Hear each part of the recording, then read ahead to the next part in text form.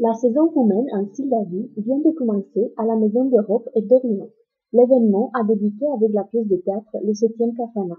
Écrit par des artistes engagés en République de Moldavie, le texte a été mis en scène par Nathalie Pizan. J'ai connu la Maison d'Europe et d'Orient en 2005, donc le texte, j'ai dû le lire la première fois en 2007, je dirais, quelque chose comme ça. Voilà. Et quand j'ai lu, moi tout de suite, j'ai trouvé que c'était un matériau textuel très fort. Enfin, les comédiens, comédiennes, comment est-ce que vous les avez choisis?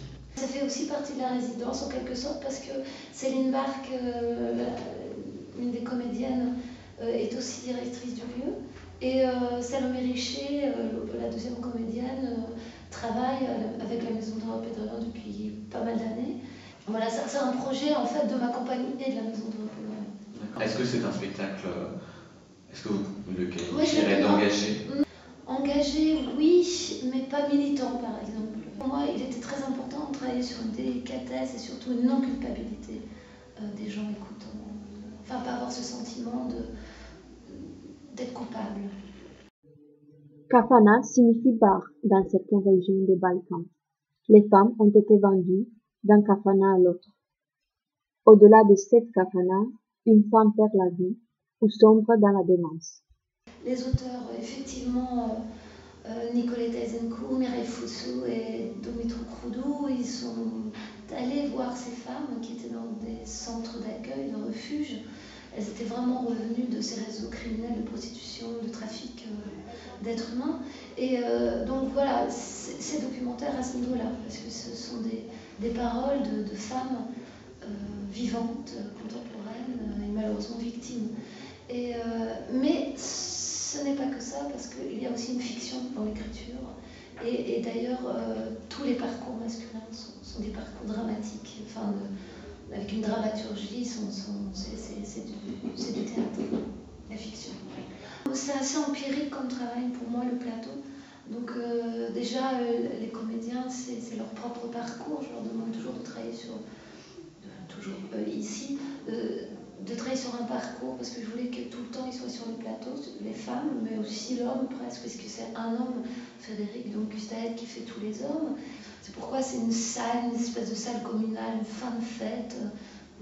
C'est pas est-ce qu'il y a eu fête ou pas, il y a des relents de Kafana aussi. Et donc comme ils travaillent sur des parcours qu'ils inventent eux-mêmes, qu'ils expérimentent avec l'espace, avec les objets, avec le temps, j'avais envie que tout vienne du plateau. Donc s'il y a son, c'est les acteurs qui le mettent en mouvement. Donc du coup l'ordinateur est arrivé pour ces voix off. Et puis ensuite, pour la musique c'est la même chose. J'avais envie que tout vienne que ce soit avec des instruments qui n'en sont pas ou avec de vrais instruments. Tout vient de moi.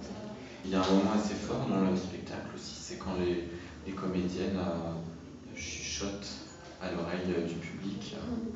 C'est des phrases en fait que des femmes ont données sur des expériences vraiment douloureuses, en donnant des exemples de maltraitance ou de violence sexuelle. Et du coup, au fur et à mesure, on s'est rendu compte qu'il fallait que ce soit dit avec une grande douceur et pourquoi pas dans l'oreille, quoi. Je trouve que ça change, ça bouleverse le plateau, ça le déséquilibre, ça le met ailleurs. Et surtout pendant ce temps-là, l'homme il est dans un délire de grande solitude sexuelle, quoi. Bon, il y a des femmes, il y a des hommes, et il y a une journaliste dans l'écriture du 7e Kafana. Et ça, je voulais surtout pas que s'il y a une journaliste ou un personnage comme ça en dehors du plateau qui a un regard un peu trop ou compatissant ou avec trop de compassion. Enfin, et je me suis dit, c'est le metteur en scène.